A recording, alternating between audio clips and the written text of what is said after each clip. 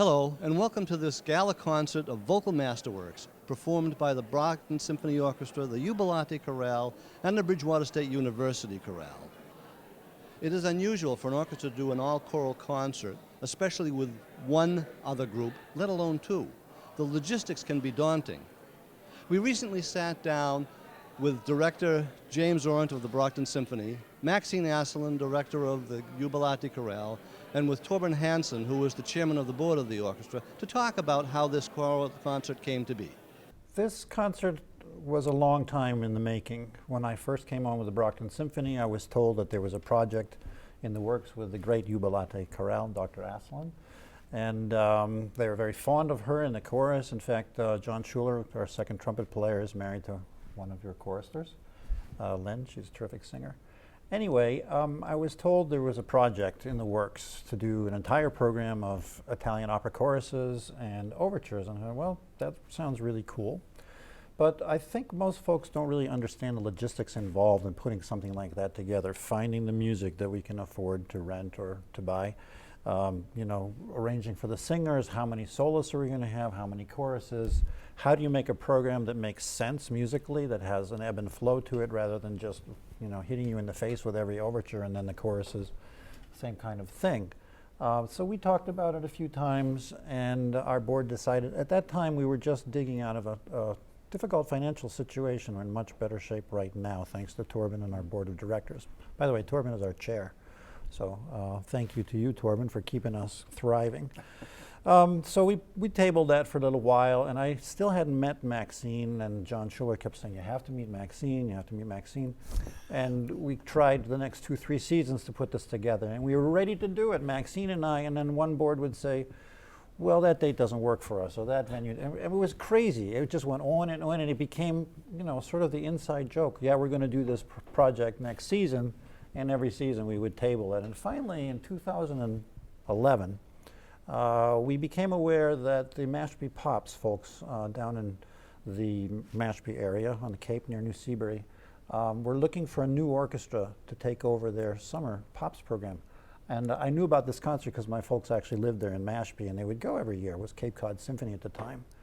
So anyway, Torben and board put together a proposal, a bid, and we won the bid, and all of a sudden we had this huge project, and it took a long time for that to come together. So we didn't have very much time to actually create a program. So we contacted Maxine and said, hey, you want to go do an American program, for the summer? And she was game. So we included some Verdi and some other things like that, and a lot of popular tunes. We had some young kids come in from New York and sang Broadway with us, and they performed for 12,000 people. Now this was the 20th and unfortunately the final season of the project because as typically happens, the mall parking lot where we gave this concert was taken over, and they put some more stores and whatever on there, so they lost their venue. But the presenters came to us and said, this was unbelievable. This was the greatest concert we had in 20 years. Where have you been all this time? And we said, well, if you find another venue, we'll do it again. The thing was that our orchestra, and I believe your choristers, came off that stage. There were 12,000 people yelling and screaming and waving and rockets and this and that, and 1812 overture and rock tunes and Fly Over by the Coast Guard and blah, blah, blah. They were just stunned. They felt like rock stars coming off that stage. And we said, you know what, we have to capitalize on this. We have to do this Italian opera chorus program. Maxine was all for it, I think. You're happy. Oh, very, very, very happy. Okay. The choirs, yeah, they loved it. Now I know, as a longtime orchestra violinist and conductor and former singer, I sang a lot when I was younger, that not all orchestra conductors give the chorus their due. They don't give them information they need, they're not that supportive, they're kind of hard on them. I tend to be the other way around and really supportive and trying to draw them into it and make them feel invested. We had another project, we were doing an all-French program, and I decided to program Debussy's Nocturnes, and the third one is Sirène, the sirens in the sea who call the sailors, woo them, romantically, and then bring them to their deaths, and the ships crash against the rocks. It's kind of like an opera story, don't you think? I think it's a great story. I think the thing that surprised me the most was that in this particular auditorium, there was no room for all the women to stand behind the orchestra. So the orchestra's on stage, Jim is in front of the orchestra. On a set of risers on the floor in front of Jim are the women. In front of the women are me. We've got 4 layers, The women are and down in the eyeshadow conducted him. And it worked. And I have a lot of experience doing that for Mr. Lockhart, Mr. Williams, off stage, off camera, in front of this and that on the Esplanade. And I know how hard it is to follow somebody else and have that chorus or whatever, you know, a sub-orchestra, be exactly with the orchestra on stage. And she did a wonderful job, of course. She's terrific. And so because we're only using the women for that one piece, we thought, wouldn't it be great if Jubilate had the opportunity to sing for our audience and maybe expand your audience? And so Jubilate did a choral prelude. So anyway, we're talking about it again and again and again, and finally our board said, you know what, we have the money to do this next year. Contacted Maxine, and what would you like to do? And we were thinking, you know, Berlioz Requiem was, you know, too big for our budget and for the size of I think the you had venue. mentioned the Brahms first, and I said, let's do the Brahms. Yeah, Brahms was one. We talked about Verdi a little bit, but that has other logistical problems. And then Maxine said, oh, the Brahms. And I said, oh, the Brahms. So if we both love it, then there you have it. Now, this must have been very challenging logistically. And Torben, I understand you're the man who handled all the logistics. What did you have to go through when helping all this come to pass? Well, fortunately, we have a crew that helped out with a lot of the individual portions of it. We have a board. I guess we met at some point. I think we sat down and talked about doing it. Right, both Jubilate Yeah. and the orchestra sat with, down. And, yes, right. that's right. And just kind of sketched out, you know, what do we do? And there are all kinds of details. You know, you think we get together and we do it, but when you think of all the planning a date, you know, and it's the same thing. We joke in the music circles, you know, try to get 2 people together to play some duets. I mean, sometimes that's impossible, let alone all of a sudden the full orchestra and the full chorus. So now it's 87 in the chorus, is that correct? Right, so we're dealing And- with 150 people. Yeah. And each group has separate needs, like the choir needs different things than the orchestra does, and how do we get them all together and everybody happy in the audience? Oh, isn't that wonderful? Yeah. It happens by magic. Right. Well, that's it. Even just tickets, you know. How True. do we work the tickets out and ticket prices? All of a sudden, you don't realize. Well, we charge this much, or we have Right, we have a right. discount price, or we have something. That was it. And then how we're going to work the whole rehearsals. You know, getting into rehearsals. Even the last minute, where we're going to put in the church. Well, we'll rehearse at the church, and then well, where's the chorus going to sit? You know, where's the orchestra going to be? It's a lot of. It seems like there's always something that comes up, but fortunately, between the 2 boards, we got some terrific people that come up with just some brainstorms. Hey, well, why don't we think of this, or let's do that? And fortunately, I think things are working out very, very smoothly. They are. Considering, yes. And the orchestra for these pieces is pretty standard, actually. We mentioned before, we were talking about maybe Verdi Requiem, certainly not Berlioz, that's like Mahler's Symphony of 1,000. But here we have piccolo, 2 flutes, 2 oboes, 2 clarinets, 2 bassoons, optional contrabassoon, and then the brass is standard, 4 horns, 2 trumpets, 3 trombones, and tuba. What else do we have?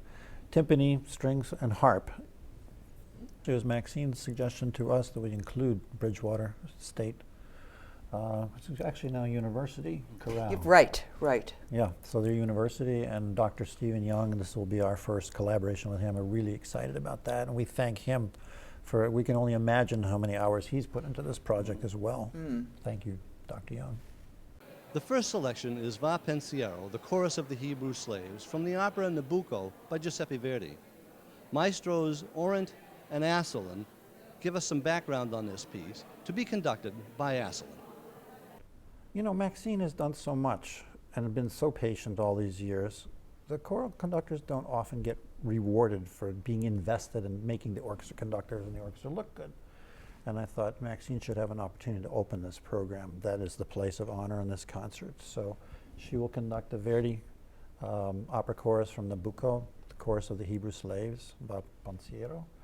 And so it kind of ties us back into the origin of this, having an opera chorus to open the program.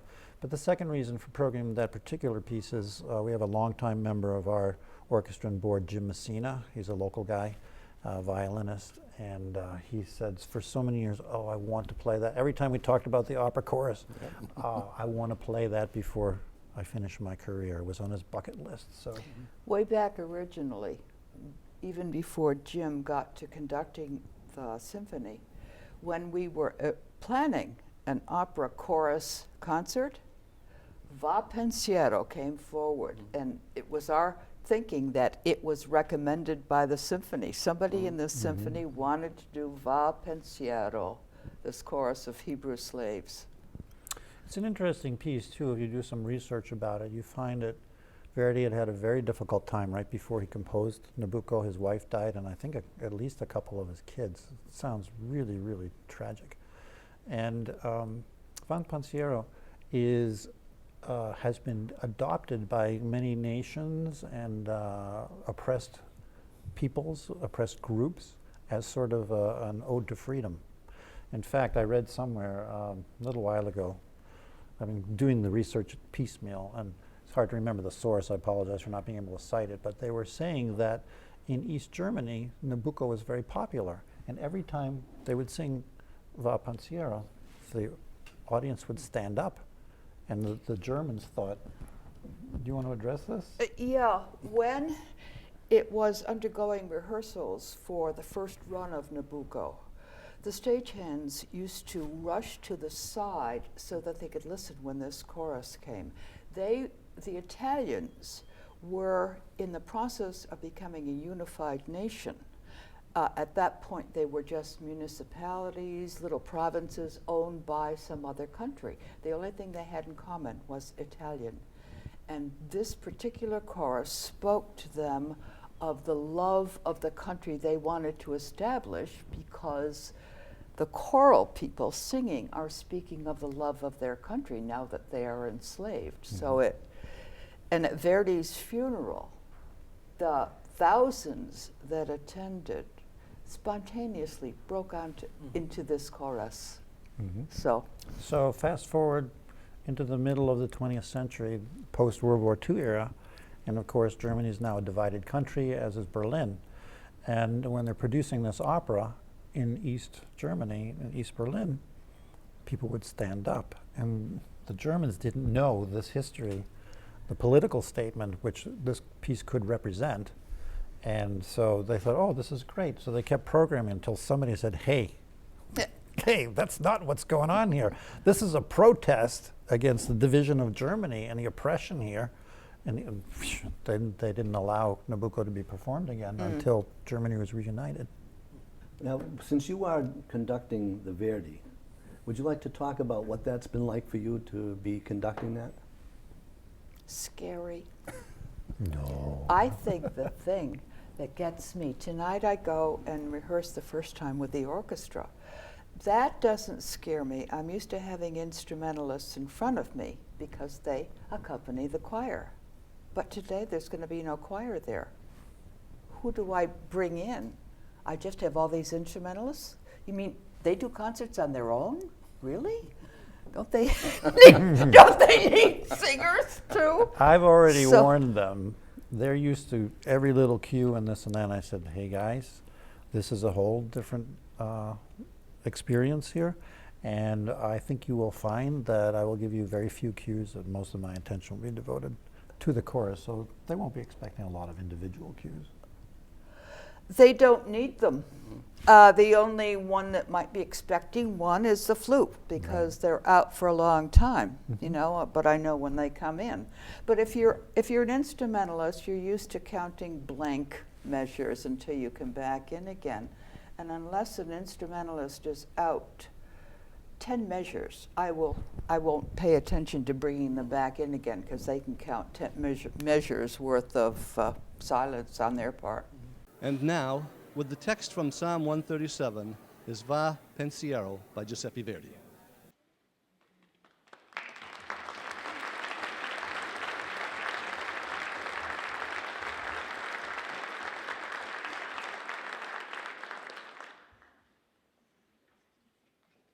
Good afternoon, ladies and gentlemen. Welcome. Thank you so much for joining us today for our extraordinary program entitled Vocal Masterworks, featuring our friends of the Jubilate Chorale and Bridgewater State University Chorus.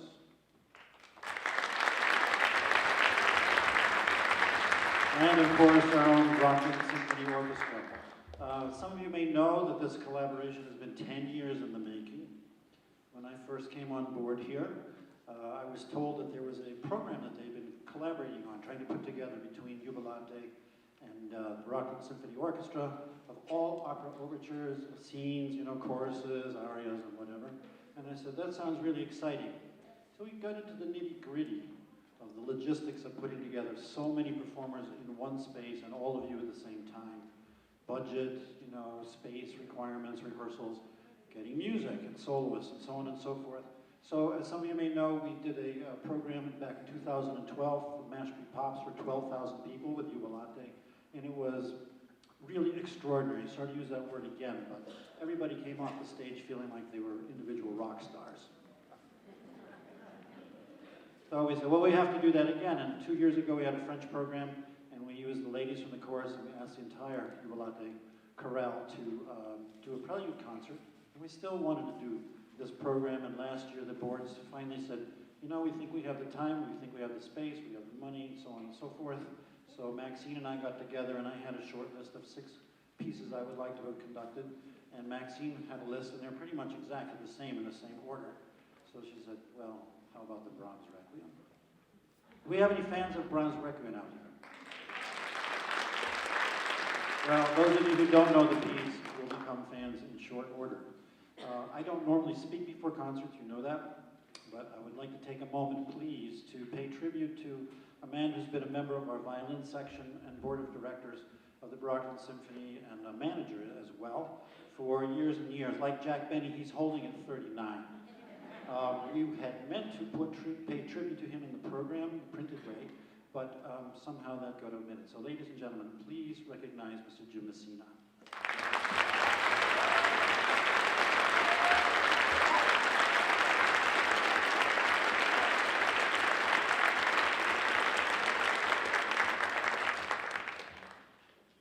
So Jim had told me for the last 10 years that one of his fondest dreams was to play Va Pensiero from Nabucco, the chorus of the Hebrew slaves. And I thought, you know, the Brahms is usually programmed by itself. It's about 65 or 75 minutes of music, but we should fill it out a little bit. And I thought, well, we'll add it and pay tribute to Jim. So we're dedicating the Verdi to Jim. And then I thought, you know, chorus conductors, very frequently, they work behind the scenes. They spend months and months and months preparing these wonderful singers so that the orchestra conductor can get all the glory. That made no sense to me. So Maxine has done so much. She's such a fantastic collaborator and colleague and friend of both choruses and the orchestra that I thought we should pay tribute to her. So ladies and gentlemen, to conduct our first piece tonight, the Verdi, please welcome Dr. Maxine Aslan.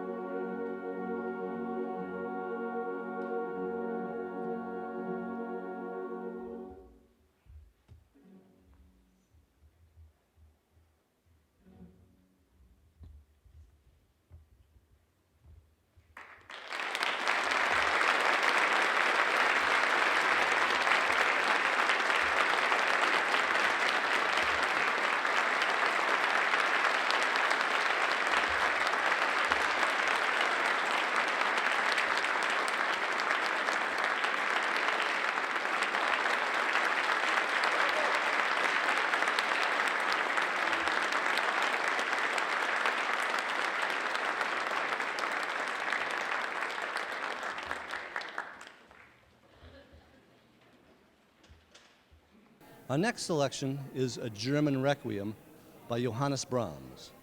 Again, Orent and Asselin give us some background on this piece. Normal mass has a specific number of pieces that they have to have, and they have to be in a certain order. Could you speak to that before we get into the Brahms in particular? Would we refer to that as the Roman Catholic version? Right. We're thinking of, right now, the Roman Catholic Mass, which starts with a Kyrie, a Gloria, et cetera, et cetera.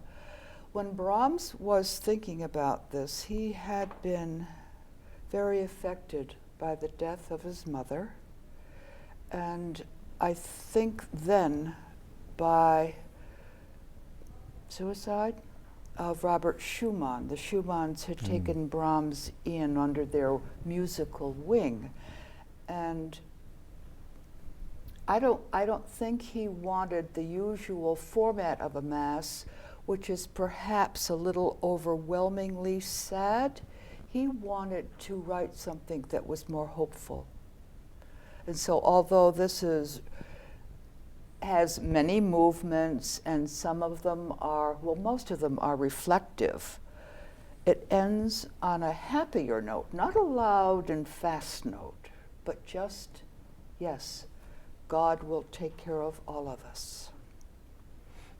You want something? Say something. Well, actually, you have a colleague in your chorus, and his name is, I believe, David White. Is that correct? Oh, yes, yes. So, He's usually next to me in the oh, chorus, really? yes. So you know all about this then. He took the time, he took it upon himself to make his own translation of the German for our program. This, yeah. Yes. Right. So the texts are taken from Martin Luther's German text as opposed to the Latin, the Roman Catholic service. And it's ironic for me that his name is David White, because I took 2 years of college German, and my professor was Professor Donald White. So there's sort of a cosmic connection there. Hi, Don, if you're listening. I worked really hard with him on independent study in German, and because I haven't been to Germany except once, I have to refresh and review every time we do something in German. But David's translation is magnificent. It's more, would you say, everyday English? It uses everyday English rather than the archaic thereupon, therefore. Taken from the and Luther Bible. He sent it to King me at the James. beginning of the summer, and then he sent a letter along with it explaining what he had done, why he had done it, and I was really taken with the text. I thought it was lovely. So I think did I send it to you right away? I requested it, yeah. And then I sent it on to members of the symphony, and I said, I would really like it if this could be used as the text in our program. So not only will it be in the published printed program for the audience, but we've also distributed it to every orchestra member so they can be more informed. Wow. Yeah, that was my request. They will be more informed with their performance. Oh, I said, yeah, you know, this sighing motif where it's going, yeah, it's talking about this or it's talking about that. And they go, oh, that makes sense. And then suddenly the playing changes, and hopefully they remember. It was great for me to have a German specialist in the choir, and the Bridgewater State College University Chorale is also performing with us, and they, in their chorale, have a young lady who lived in Germany, who was brought up in Germany. So each choir dealing in German, which is a more difficult language to sing, has a specialist. So we're doubly blessed. And now, in 7 movements, a German Mass by Johannes Brahms, with soloists Jane Shivik and Ethan Mantelos.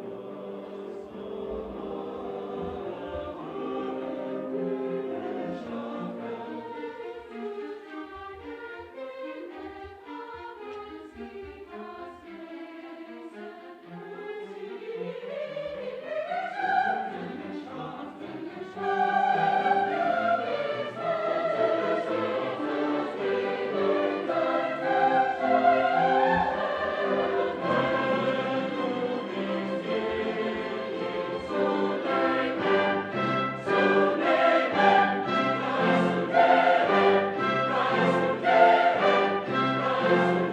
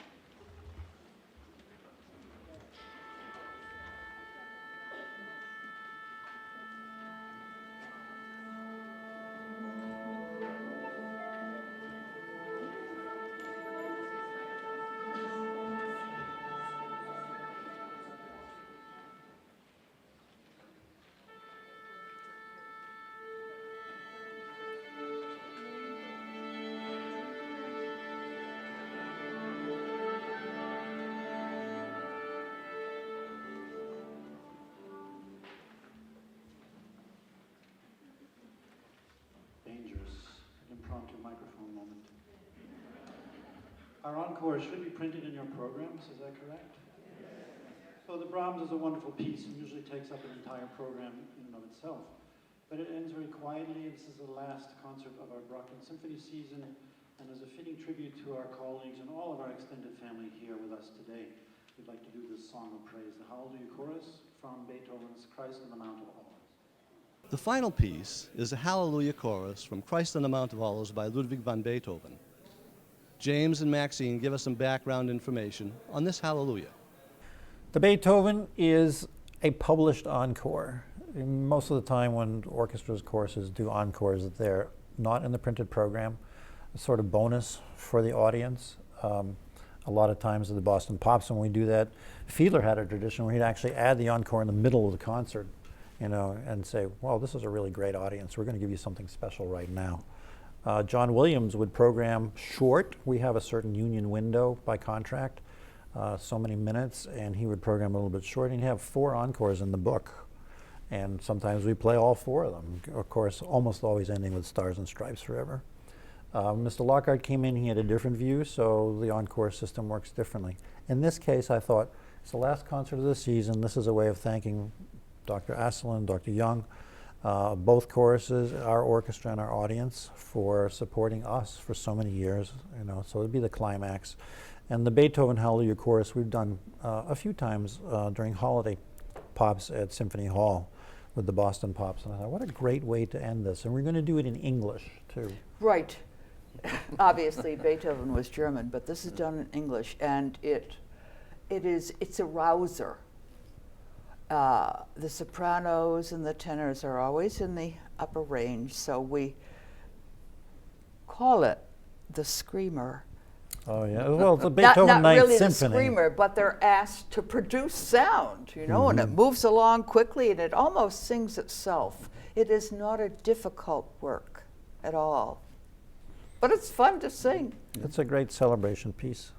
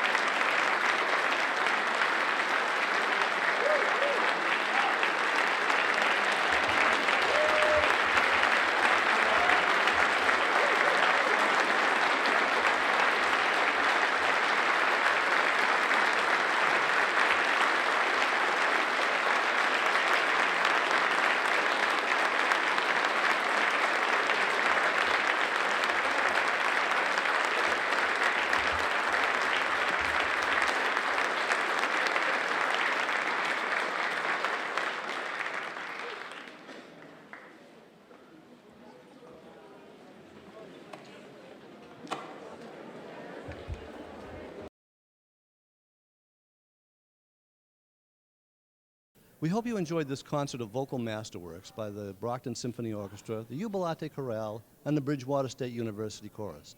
If you would like more information on upcoming concerts from any of these groups, please check out the websites in the graphic below.